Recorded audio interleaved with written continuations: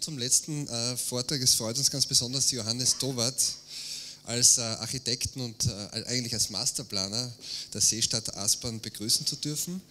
Johannes Tovatt hat in Stockholm studiert, am Royal Technical College School of Architecture und auch unter anderem an der Canterbury School of Architecture.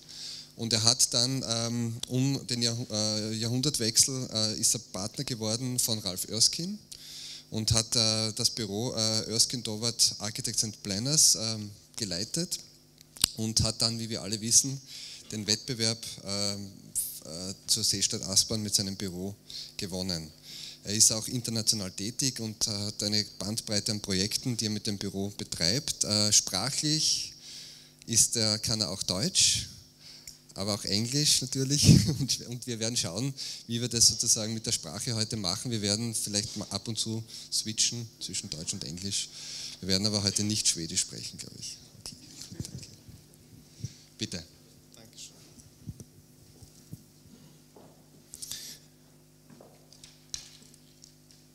Ja, wegen Sprachen, es ist komisch für Ausländer, glaube ich, mit Deutsch, weil ihr habt ja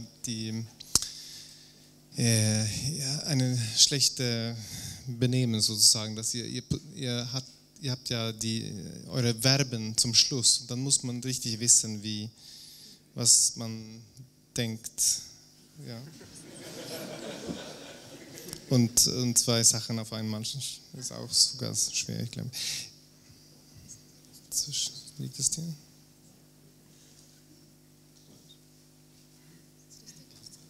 Ja, kann sein.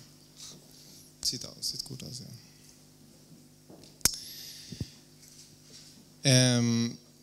That's why I will turn to English straight away. I'm sorry, because it's really difficult. In English you can start to talk and then you don't know what to say in the end, but German is very different in that respect. That's probably why you are so intelligent compared to many other nations and people.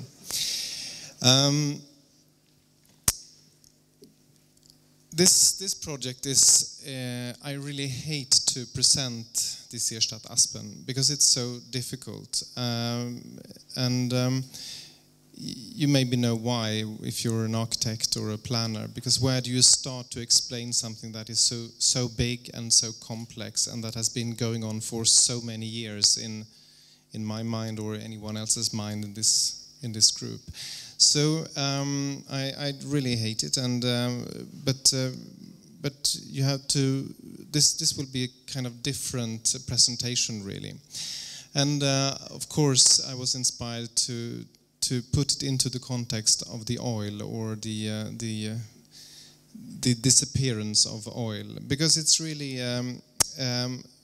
what's happening. Of course, we all know that, and I will try to put it into the context. And I've decided to read, actually, also, which is not my favorite thing to do, but I will read after a short presentation here.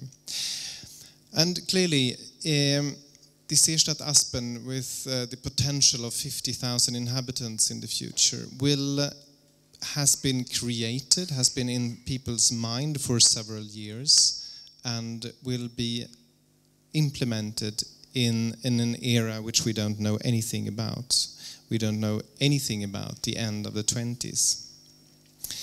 It is, maybe for those of you who don't know where it is, it's situated in the 22nd district, far away actually from the city, but very soon connected. It's the ehemalige Flugfeld, Aspern, one of Europe's first airfields, really. And it's a huge area. It's about 250 hectares of land, which is heavily surrounded by everything that is not urban. Open landscape, Einfamilienhäuser, etc. And if you put that, the size of the site into Vienna, you immediately see what is happening. You know Vienna better than I do. And Vienna, of course, is established over hundreds of years. And this one shows, of course, where we are. Sorry. No. This is a Mac, isn't it? It's got an apple. Well, you can see where the Vienna was established, and you see the goal which we use, of course, to establish our society today. A very short period in time and extremely short in the context of urban development. Any Mac professionals here?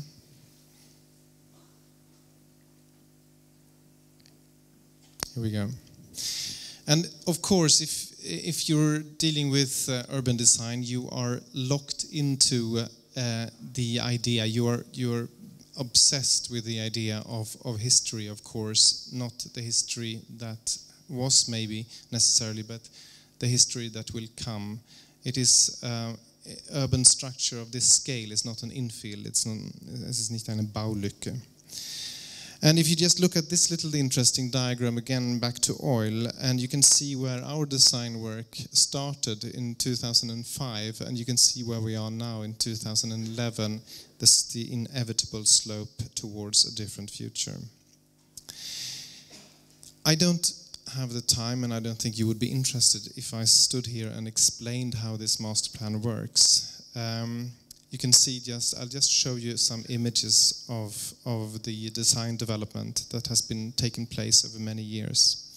You can see the competition entry to the left and the master plan, so to speak, which is a few years old now, as it has been submitted to the city authorities.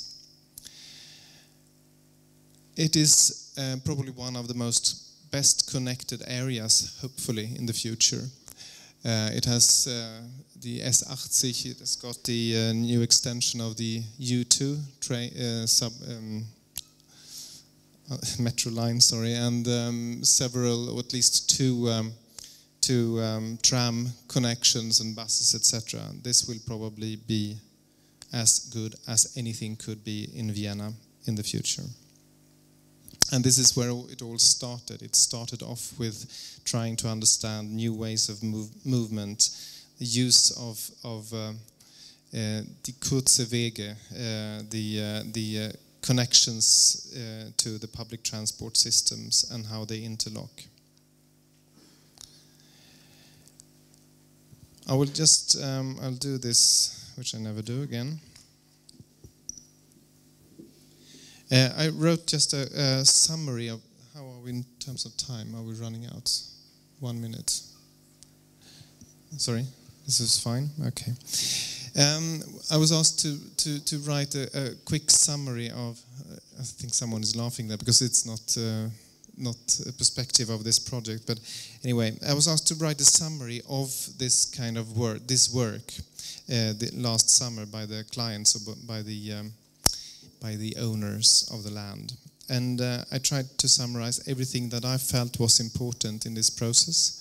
And I will only show you the sketch process during these years.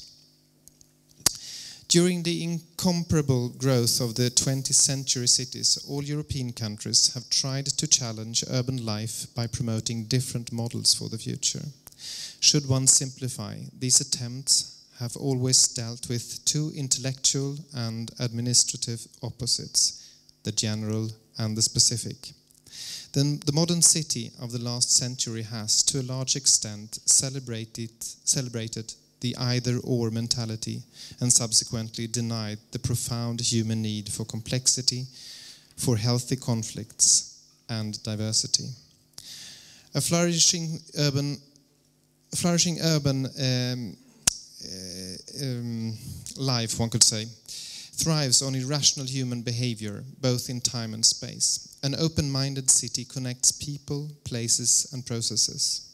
As a marketplace for the exchange of goods and ideas, and as an environment that is inspired by the contradictions and conflicts within the community, towns and cities have always been the seedbed for cultural development. The urban life, planned or established as a jigsaw of events and time, reflects its purpose physically and emotionally. Despite the complexity of the execution, the rules for building cities were and still are only a few. Creation of a beautiful framework for our daily life. Creation of sensitive and recognizable boundaries between what belongs to the individual and what is in common ownership. Creation of clear ways of movement. Creation of physical organizations for work, trade, living, landscape, and beauty. As such, the principles for well-functioning cities are simple, recognizable, familiar, and deeply human. They are a natural part of our system. The human soul has always, now and in the past, related and responded to a well-working urban community, an environment expressed by a certain minimum density and intensity of use, and through a mixture of functions and population diversity.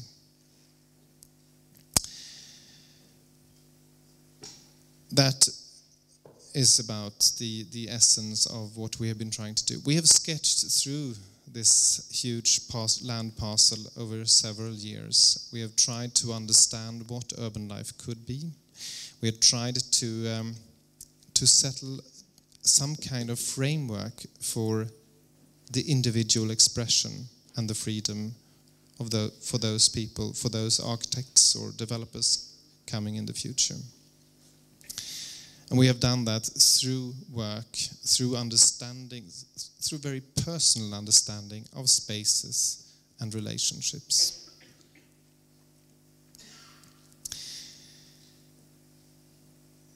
I think I will stop there. Thank you.